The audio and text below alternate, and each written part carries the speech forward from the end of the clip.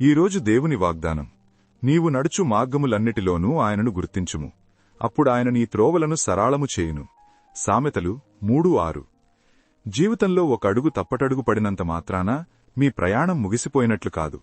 లోకం మిమ్మల్ని మీ విజయాలను బట్టి లెక్కిస్తుంది, కాని దేవుడు మిమ్మల్ని మీ ఉనికిని బట్టి ప్రేమిస్తున్నాడు. గిద్యోను తనను తాను పనికిరానివాడిగా భావించి గోధుమలు దాచుకుంటున్నప్పుడు దేవుడతన్ని పరాక్రమవంతుడా అని పిలిచాడు. మీలోని లోపాలను చూసి మీరు భయపడుతుంటే దేవుడు మీలోని సాధ్యతలను, పొటెన్షియల్ చూస్తున్నాడు. పేతురు రాత్రంతా ప్రయాసపడి ఒక్క చేపకూడా పట్టలేకపోయినప్పుడు అది అతని ఓటమి కాదు, ఒక అద్భుతానికి ఆరంభం.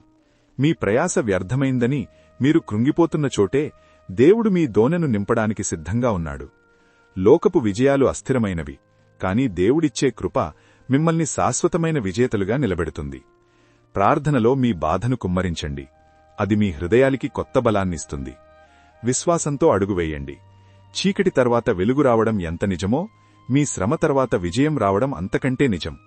ఈ లోకపు లెక్కల్లో మీరు వెనుకబడి ఉండవచ్చు, కాని దేవుని రాజ్యంలో మీరు అత్యంత విలువైనవారు.